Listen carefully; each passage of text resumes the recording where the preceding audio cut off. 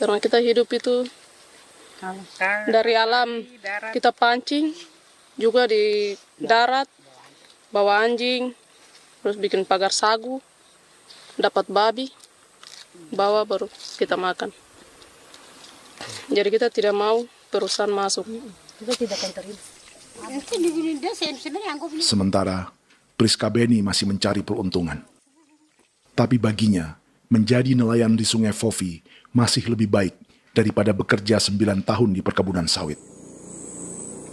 Sudah pengalaman, jadi kita tidak mau lagi. Seberapa lama ketika kerja itu? Selama di sana. 9 tahun di sana. 9 tahun? Saya baru pulang dari perusahaan. Selama 9 tahun kerja di sawit, bisa punya rumah kah? Atau Tidak, motor kah? tidak, Johnson kah? tidak. Cuma makan saja. Pendapatan juga kan tidak lebih. Habis dimakan.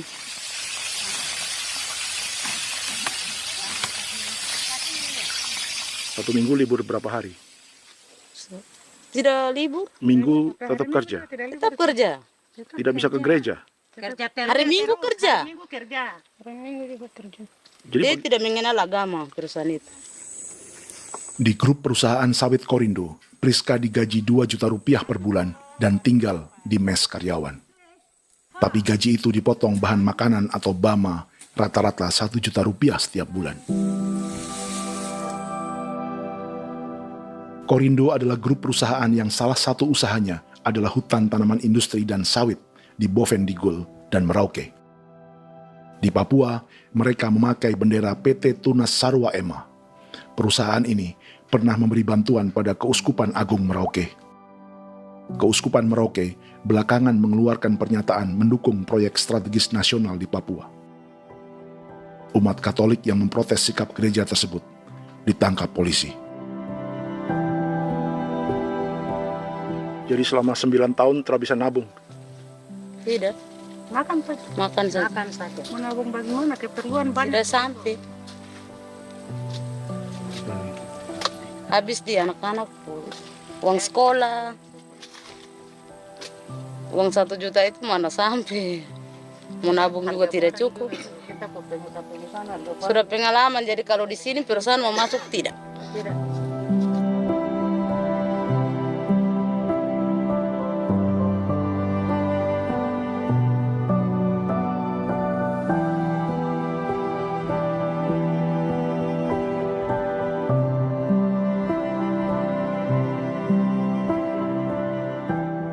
Dan menu makan siang seperti ini agaknya sulit bagi buruh sawit atau tebu yang digaji 2 juta rupiah per bulan.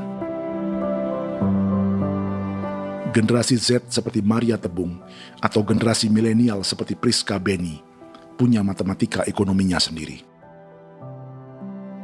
Sawit untuk biodiesel atau tebu untuk bioetanol tak akan ada bedanya bagi mereka.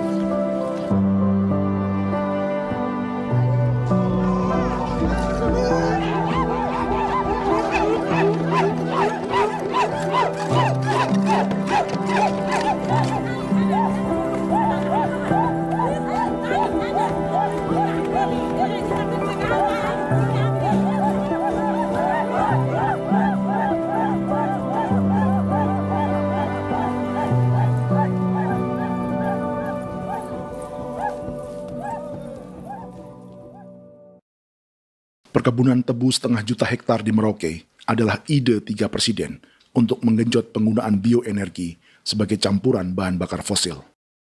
Selain swasembada pangan, swasembada energi di daerah Papua pun harus ditanam kelapa sawit supaya bisa menghasilkan juga BBM dari kelapa sawit. Juga tebu menghasilkan etanol. Singkong, kasava juga untuk menghasilkan etanol. Bioetanol adalah bahan bakar nabati atau tumbuhan yang dapat dicampur dengan bensin. Sama dengan program biodiesel yang mencampur solar dengan minyak sawit. Pertamina saat ini sudah menjual BBM bioetanol dengan campuran 5% yang dipasarkan dengan merek Pertamax Green 95. Tapi pemerintah ingin menaikkan kadarnya menjadi 10% atau E10. Maka ke depan kita akan mendorong untuk ada E10. Kemarin malam sudah kami rapat dengan Bapak Presiden. Bapak Presiden sudah menyetujui untuk direncanakan mandatori 10% etanol. Idenya untuk mengurangi ketergantungan pada bahan bakar fosil yang diimpor dan menimbulkan polusi.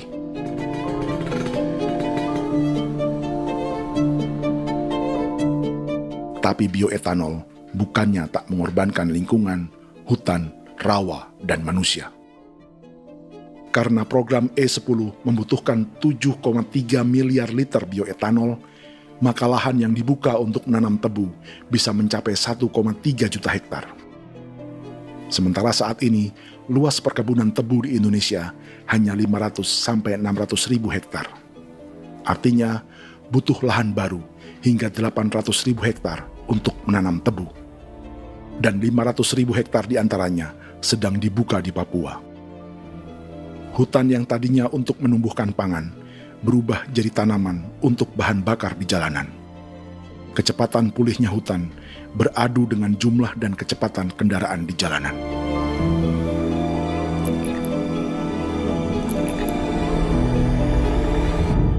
Dahaga terhadap energi tak pernah bisa dipuaskan.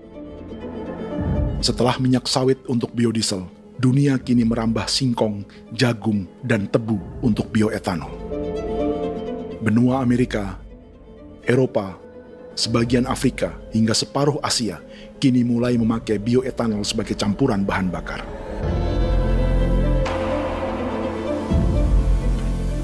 Selain perebutan lahan, masa depan dunia juga dibayangi semakin mahalnya harga pangan karena persaingan antara perut manusia dengan tangki kendaraan.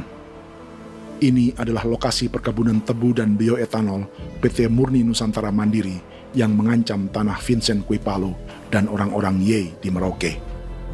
Beberapa kilometer di selatan adalah PT Global Papua Abadi yang mengancam tanah orang-orang Muyu dan Marin. Dua perusahaan ini adalah bagian dari 10 perusahaan yang mendapat konsesi lahan untuk tebu dan bioetanol di Merauke. Batas konsesi mereka bahkan sama dengan batas negara Indonesia dengan Papua Nugini. Salah satu ciri bahwa peta konsesi ini dibuat di Jakarta dari atas meja. Sama seperti kolonial Inggris dan Belanda ketika mereka membagi Pulau Papua dengan garis lurus pada abad 19. Seakan Papua adalah tanah kosong. Bedanya, meski peta konsesi ini mengatur batas 10 perusahaan, tapi perusahaan-perusahaan ini sebenarnya dimiliki oleh satu keluarga saja. Ini nama 9 dari 10 perusahaan tebu dan bioetanol di Merauke, Papua. 99% saham mereka dimiliki sebuah perusahaan bernama PT Merauke Nusantara Manis. Sementara 1% sisanya dimiliki PT Merauke Gula Mandiri. Tapi saham kedua perusahaan ini dimiliki PT Merauke Sugar Group. Dan perusahaan ini, 90% sahamnya dimiliki pengusaha bernama Angelia Bonaventure Sudirman, serta perusahaan bernama Zico Trust dan Resource Harvest. Lalu 10% lainnya dikuasai PT Papua Energi Abadi, yang pemiliknya adalah Dudi Christian dan Angel Madeline. Sekarang, mari kita lihat siapa mereka. Angelia Sudirman adalah keponakan dari salah satu konglomerat sawit Indonesia, Martias Fangiono. 9 perusahaan di Papua ini berada di bawah bendera Merauke Sugar Group. Dan Merauke Sugar Group hanya satu dari 7 grup perusahaan milik keluarga Fangiono.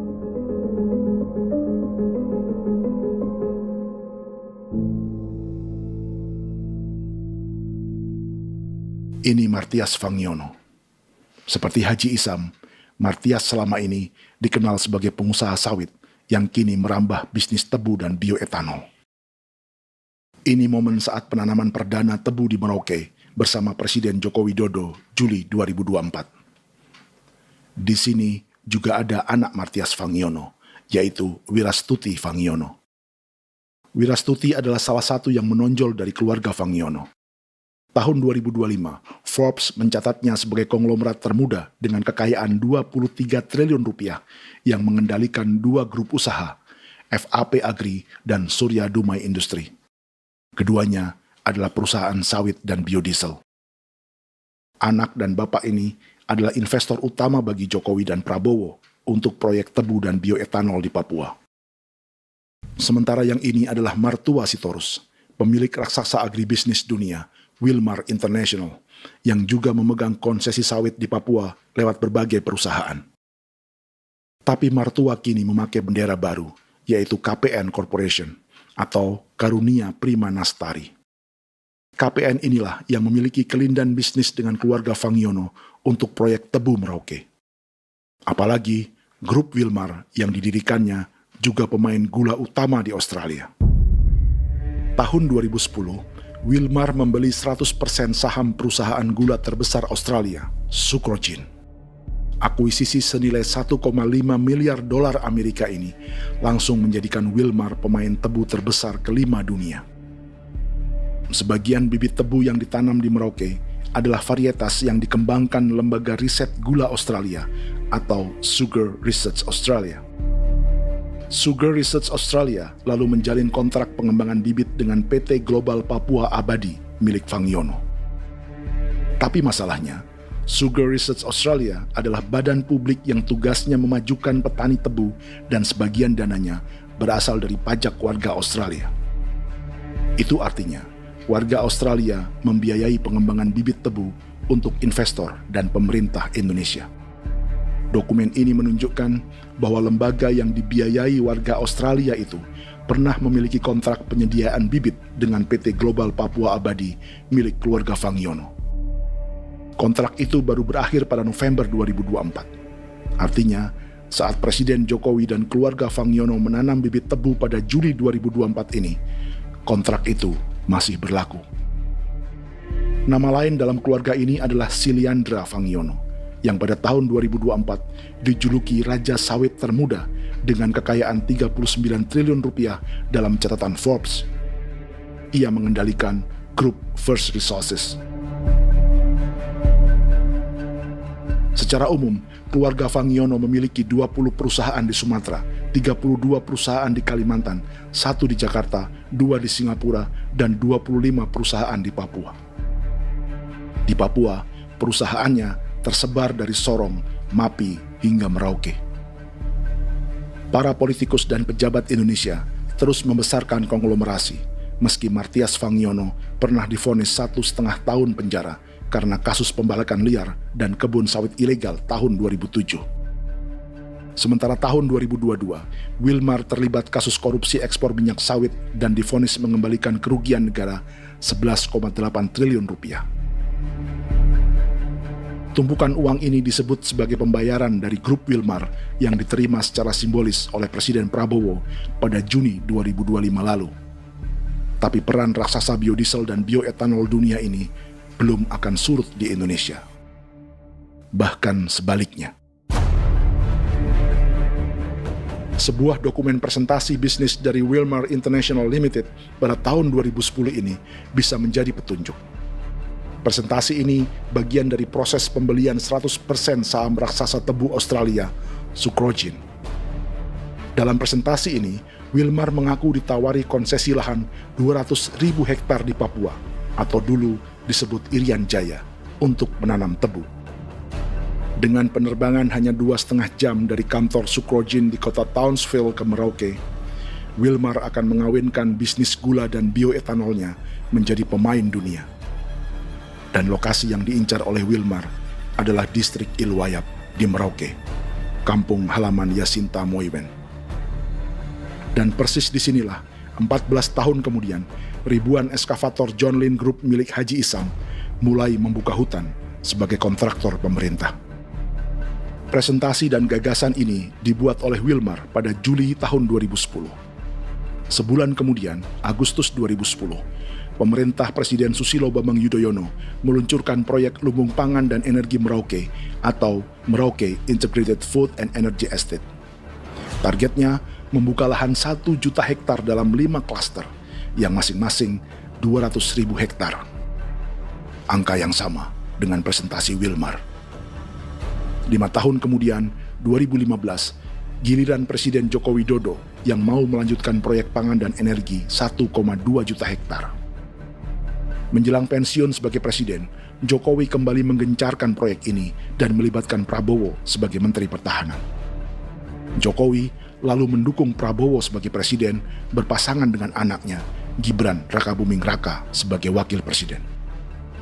Kini, setelah menjadi presiden, giliran Prabowo yang melanjutkan proyek bioetanol dan biodiesel dengan memobilisasi militer dan melibatkan pejabat-pejabat yang juga para elit partai koalisinya.